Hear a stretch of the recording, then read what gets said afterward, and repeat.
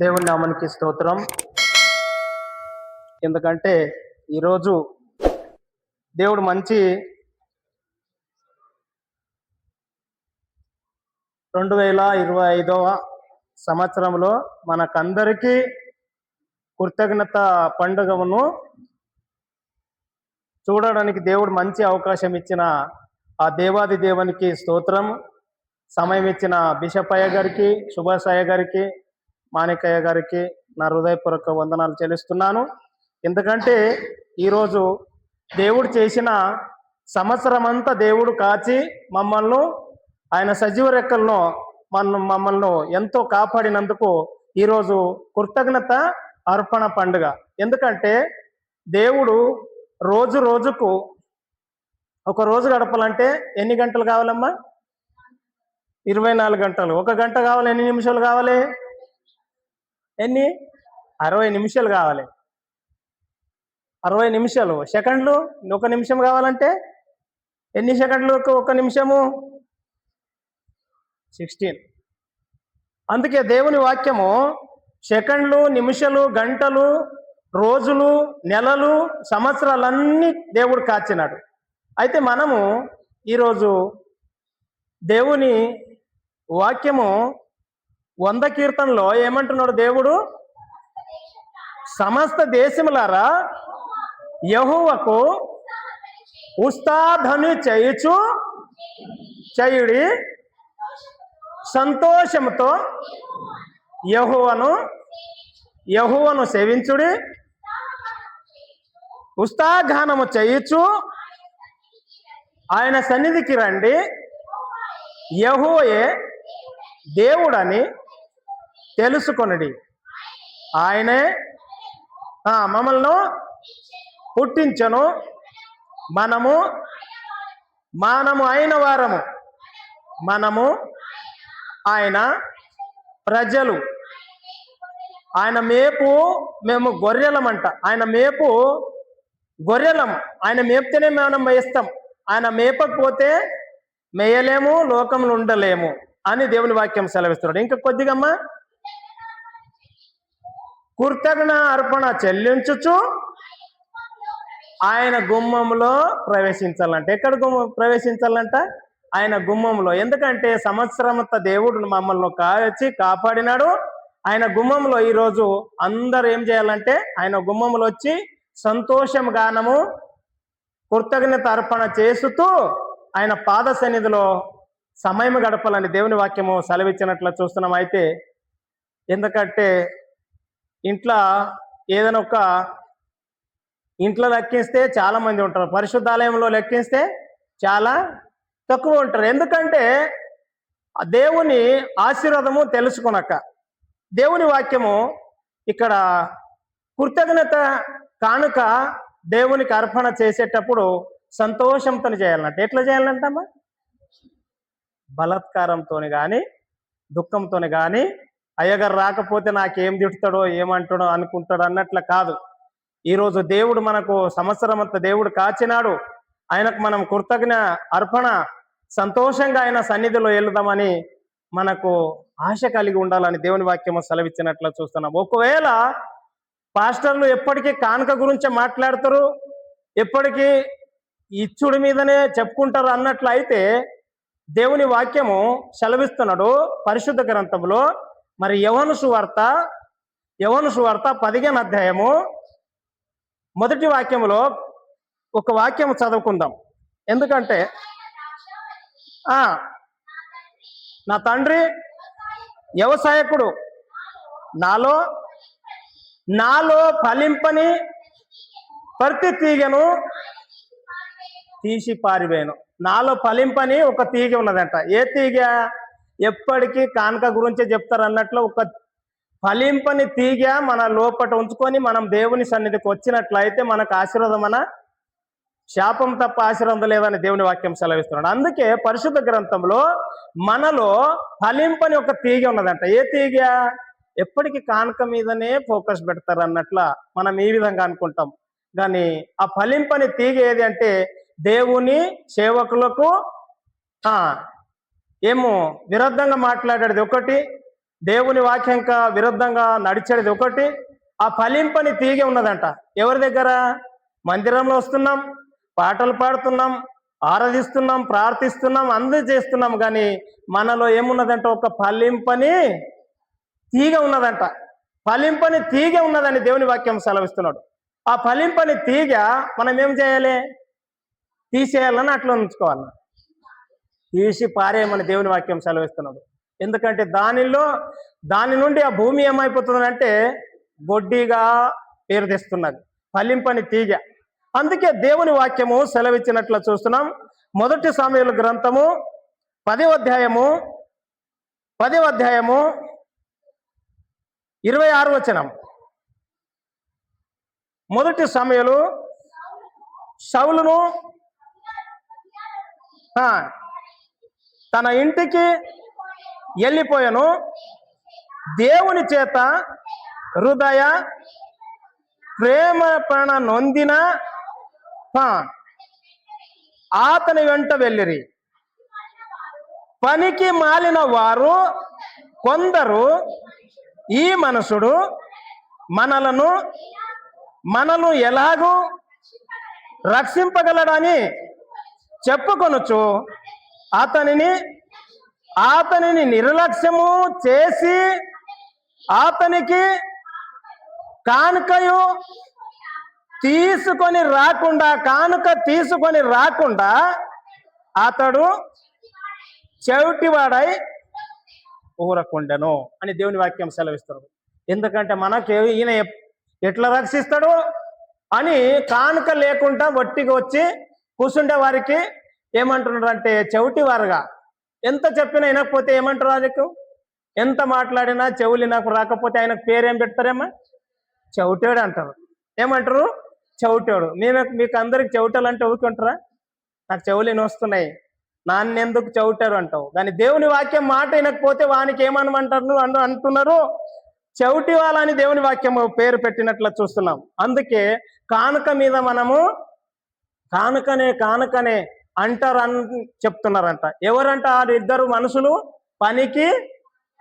పనికి మాలిన వారంట. కానుక మీద ఎప్పటికీ కానుక మీదనే చెప్తారు అనేవారు పనికి మాలిన వారు. వారి హృదయంలో పనికి రాని ఒక తీగ ఉన్నదని దేవుని వాక్యం సెలవిచ్చినట్లు చూస్తున్నాం. వారి హృదయంలో ఏమున్నదంట? పనికి రాని తీగ ఉండటం వలన ఆ దేవుని సేవకునికి దేవుని మందిరంలో కానుక తీసుకురాకుండా వారు చెవిటి వారుగా ప్రవేశిస్తున్నారని దేవుని వాక్యము సెలవిచ్చినట్లు చూస్తున్నాం పరిశుద్ధ గ్రంథంలో. ఎందుకంటే పనికి మాలిన వారంట. వారికి ఏం పేరు పెట్టిన దేవుడు అంటే? ఏం పేరు పెట్టినమ్మా? పనికి మాలిన వారు. సామెతల గ్రంథము 6వ అధ్యాయం 12వ వచనంలో దేవుని వాక్యము, సామెతల గ్రంథము 6వ అధ్యాయము, కుటిలమైన మాటలు పలకకుండా పనికి మాలిన వాడును దుష్టుడై ఉన్నాడంట. ఏమై ఉన్నాడంట? పనికి మాలిన వాడు దేవుని మాటకు ఏం మాట్లాడతాడంట? ఆయన దుష్టుడై ఉంటాడంట. ఎందుకంటే పనికి మాలిన మాటలే ఆడతాడంట. మంచి మాటలు రావు. ఎప్పటికీ దేవుని కానుక మీదనే చెప్తారు అయ్యగారు. మరి మనకు లాభం అయ్యేది ఒక్క వాక్యం అని చెప్పారు అన్నట్ల చాలా మంది ఈ విధంగా మనము ఆ విధంగా మాట్లాడుతూ ఉంటాం. ఎందుకంటే దేవుని వాక్యము ఈ విధంగా సెలవిస్తున్నాడు పరిశుద్ధ గ్రంథంలో 6వ అధ్యాయం 12వ వచనంలో. ఏమంటున్నాడమ్మా? కుటీలమైన మాటలు పలుకువాడు పనికి మాలిన వాడు దుష్టుడై ఉన్నాడు. వాడు కన్ను కాళ్ళతో సైర చేయును, వేలతో గుర్తును చూపును. వాని హృదయము అతి మూర్ఖ స్వభావం అంట. ఆయన హృదయం ఏదంట? అతి మూర్ఖ స్వభావం అంట. ఎందుకంటే ఇప్పుడు పాస్టర్ కానుక గురించి చెప్పేటప్పుడు ఆయన సైర చేస్తాడు, ఇంకా ఏం చేస్తాడు? ఏళ్ళు కూడా చూపెట్టొచ్చు, చెయ్యి కూడా చూపెట్టొచ్చు అని ఇట్లా చేస్తూ ఉంటాడంట. వాని హృదయం ఎలాంటిదంటమ్మా? అతి మూర్ఖ స్వభావం అంట.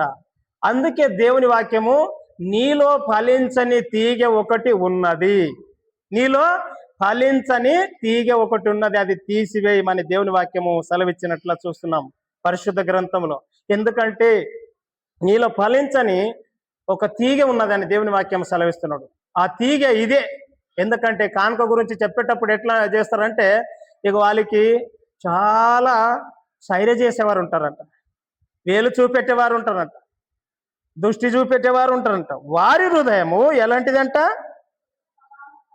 దుష్ట స్వభావం కలగదండి. వారి హృదయము అతి మూర్ఖ స్వభావం అంట. ఎందుకంటే మంచి జ్ఞానవంతులుగానే మాట్లాడతాడు, కానీ దేవుని మందిరంలో వచ్చేటప్పుడు అమూర్ఖంగా మాట్లాడేవాడు. అందుకే దేవుని వాక్యం సెలవిస్తున్నాడు, అతి మూర్ఖంగా.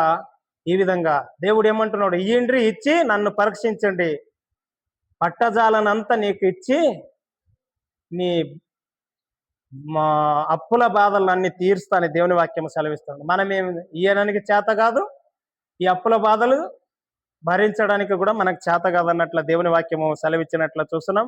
ఎందుకంటే దేవుని వాక్యము, ఈ సూత్ర కానుక పండుగ మనం ఇప్పుడిప్పుడు చేసుకుంటున్నామా? ఏమో అక్కడ పూర్వము నుండే ఉన్నదమ్మా. ఎప్పటి నుండి ఉన్నది? పూర్వము నుండి ఉన్నది. ఆదముకు ఎంతమంది కుమారులు? మొదటిగా ఇద్దరే ఉండ్రి. వారి పేర్లు ఏమమ్మా?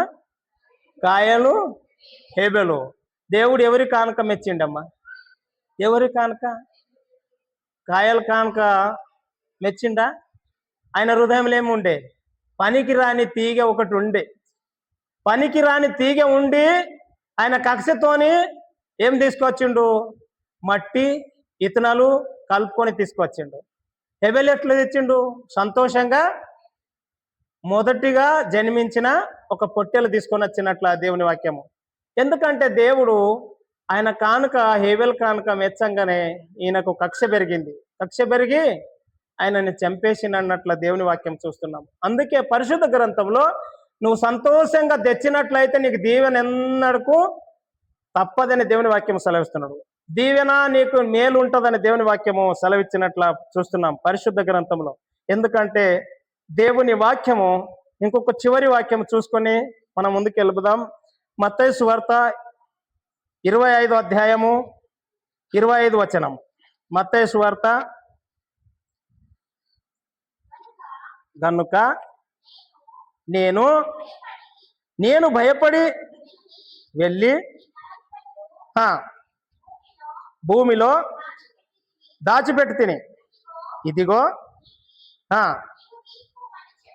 తీసుకోమని చెప్పాను. అందుకు అతని యజమానుడు వానిని చూచి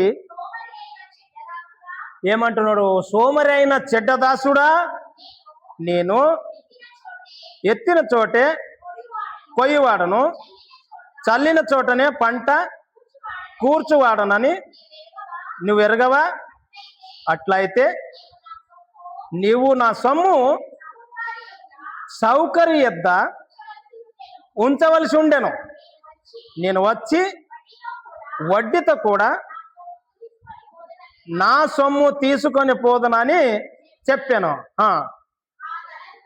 ఆ తలంతును ఆయన యొద్ద నుండి తీసివేసి 10 తలంతులు గల వానికి ఇడి.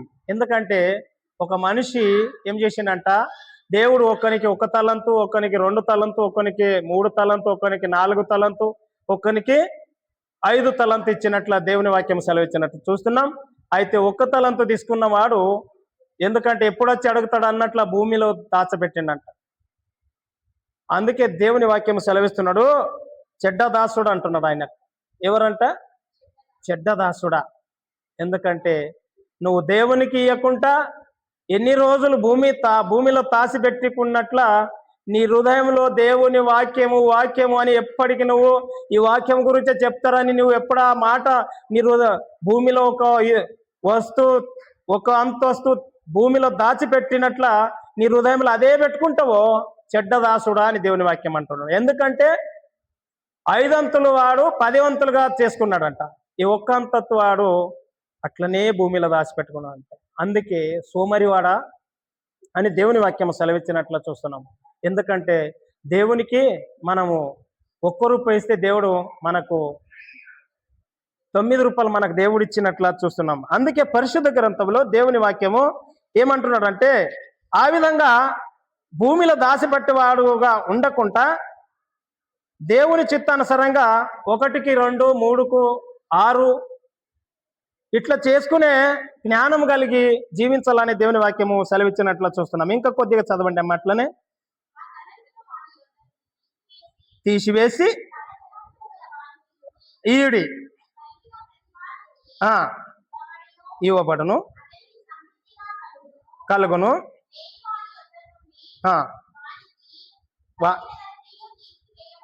తీసివేయబడును. పనికి మాలిన దాసుని వెలుపటి చీకటిలోనికి తోసివేయుడి, అక్కడ ఏడుపును పండ్లు కొరుకుటయో ఉండను అని చెప్పాను. ఎందుకంటే పనికి మాలిన వాడంట. ఎవరంట అది? పనికి మాలిన వానికి ఆయనకు తోసివేయుడి, అక్కడ ఏముంటదంటమ్మా? పండ్లు కొరుకుటయో ఏడుపు. దేవుని వాక్యానికి ఎవరైతే వ్యతిరేకంగా జీవించేవారు ఉంటారో, దేవుని సేవకులకు ఎవరైతే వ్యతిరేకంగా మాట్లాడేవారు ఉంటారో వారికి ఎక్కడ పంపమంటున్నాడు అంటే, దేవుడు ఎక్కడ పంపంటున్నాడమ్మా? నరకము. అక్కడ నరకంలోనికి వెళ్తారన్న. అక్కడ పండ్లు కొరకటయో ఇంకా ఏడుపుటయే తప్ప ఇక రెండవ తప్ప ఇంకా వేరేది ఏది నీకు సమాధానం ఉండదు, శాంతి ఉండదని దేవుని వాక్యము సెలవిచ్చినట్లు చూస్తున్నాం పరిశుద్ధ గ్రంథంలో. ఎందుకంటే ఈరోజు మనము 2025 సంవత్సరంలో దేవుడు మంచి అవకాశం ఇచ్చిన దానికి, ఎందుకంటే ఈరోజు మనకెంత మంచిగా దేవుడు ప్రతి సమయంలో దేవుడు మమ్మల్ని కాచి కాపాడిండు. ఎందుకంటే నిన్న ఒక ఘటన జరిగిందంటే మాకు చాలా దుఃఖం అయిపోయింది. ఎందుకంటే రేపు జరగబోయే సోత్రకానిక పండుగ రోజు మరి ఇట్లా అయింది అన్నట్లయితే మనం అప్పుడే ప్రార్థనలో మనము ఏకీభవించినాం. ఎందుకంటే దేవుడు నీకు రాకపోక యెహోవా నీకు సదాకాలము కాపాడిండు, ప్రతి సమయంలో నిన్ను కాచి కాపాడినాడు. అయితే ఈరోజు నువ్వు నీ కష్టపడిన భాగంలో నువ్వు పదవంతంగా దేవుని దగ్గర తీసుకొచ్చి నువ్వు దేవుని దగ్గర నువ్వు సంతోషంగా దేవునికి కానుక ఇచ్చినట్లయితే దేవుడు నీకు వచ్చే సంవత్సరం వరకు నీకు ఎలాంటి బాధలు అప్పుల బాధలు ఉండకుండా దేవుడు నీకు ఉన్నత స్థానంలో నడిపిస్తాడని దేవుని వాక్యము సెలవిచ్చినట్లు చూస్తున్నాం.